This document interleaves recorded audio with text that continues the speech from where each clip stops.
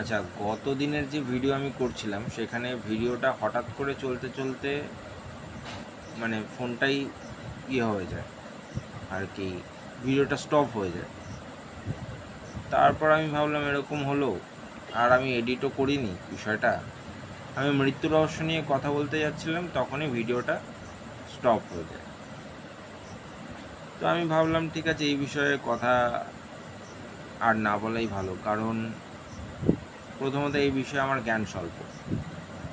আমি এই বিষয়ে পড়াশোনা বলতে আমি একটা মাত্র বই পড়েছিলাম, তাও একটা স্বামীজির চটি বই। সেই কারণে, আর দ্বিতীয় কথা হলো যে কিছু ভিডিও যেগুলো দেখেছি মৃত্যু রহস্যের ব্যাপারে, সেই ভিডিওগুলো ইউটিউবে আছে। যেমন কিছু মানুষ যাদের হয়তো হার্ট অ্যাটাক হয়েছে এবং তারা অপারেশন থিয়েটারে স্ক্রিনে দেখাচ্ছে যে তাদের হৃদস্পন্দন থেমে গেছে,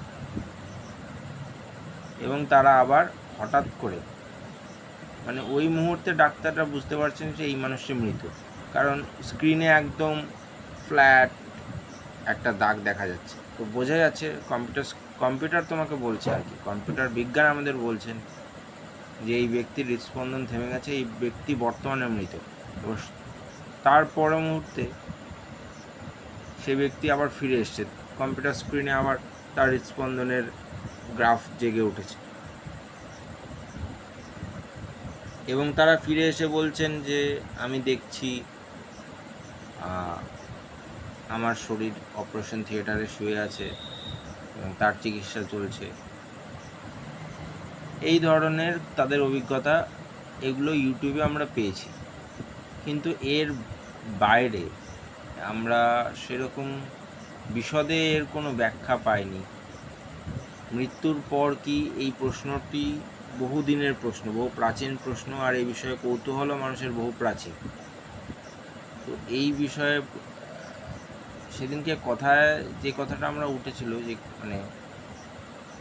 যে কথাটা আমি বলতে যাচ্ছিলাম, যে এই যে আমার একটা সত্তা, হ্যাঁ, আমার একটা পরিচয়, আমার একটা নাম রূপ, এই যে পরিচয়, এই পরিচয়টা, এই শরীরটা মিটে গেলে এই পরিচয়টা শেষ হয়ে যায় না। এই কথাটাই চলছিল আর কি, এই কথাটাই আমি বলছিলাম। আমার একটা স্থূল শরীরের সাথে সাথে সূক্ষ্ম শরীরও আছে, এবং আমরা ওশোর কথা যদি পড়ি তাহলে ওশোর কথাতেও আমরা জানতে পারবো ওশো একবার ধ্যান করছিলেন, সম্ভবত গাছের উপরে বসে, এবং ধ্যান করতে করতে হঠাৎ করে ওনার চোখ খুলেছেন। উনি মনে হচ্ছে যে উনি গাছের উপরেই বসে আছেন, কিন্তু আবার দেখছেন নিচে ওনার শরীরটা পড়ে আছে জ্বরের মতো। তো এই বিষয়টাকে উনি, এবং তার সাথে আরও একটা কথা বলেছেন যে হৃৎপিণ্ডের মাঝখান দিয়ে, বুকের এখান দিয়ে উনি একটা সিলভার কর্ড দেখছেন, ওই ওনার শরীরের পিঠের ঠিক মাঝখানের সাথে ওনার বুকের এই মাঝখানের একটা কানেকশান, সিলভার কর্ডের মানে কনসেপ্টটা বোধহয় ওনার থেকেই এসছে। আজকাল কর্ড কাটিং বা এই ধরনের যে বিষয়গুলো আমরা খেয়াল করি, তো উনি বলছেন এর সাথে একটা।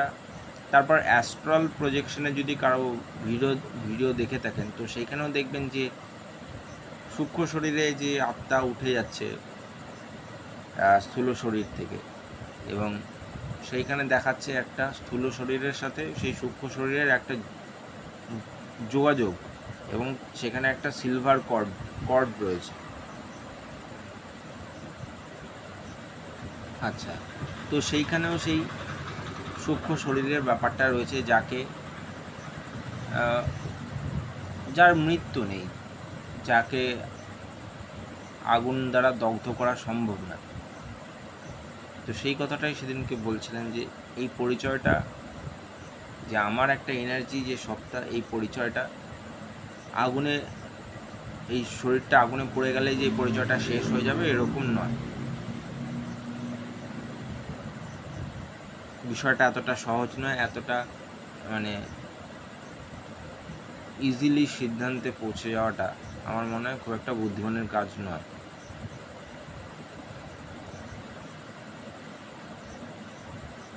এইটা ছিল প্রথম কথা। আচ্ছা, তো আজকে এই পর্যন্তই শেষ করলাম, যে আগের দিনের যে ভিডিওটা ছিল। দ্বিতীয়ত, আজকে একটু আগে ধ্যান করে উঠলাম এবং প্রায় 2 ঘন্টার উপরেই করেছি আজকে। সেখানে কিছু রাস্তা বেরিয়ে এলো এই সম্পর্কিত, যে যে কাজটা আমি করছিলাম ভবিষ্যৎ কি দেখা যায়, বা দেখা গেলে তা কীভাবে সম্ভব, সেই সম্পর্কে একটা রাস্তা পেলাম মনে হলো। তবে বিষয়টা পরিষ্কার নয় যে কতটা ঠিক, পদ্ধতি কতটা ঠিক। সেই জন্য আজকে এই বিষয় সম্পর্কে কিছু বলছি না, আজকে থাক, আর 2 দিন যাক, দেখি পদ্ধতির কী, এই পদ্ধতিতে ধ্যান করার যে ফলটা কি দাঁড়ায়, সেই হিসাবে আমি আপনাদের সামনে এই বক্তব্য তুলে ধরব। জয় শ্রী।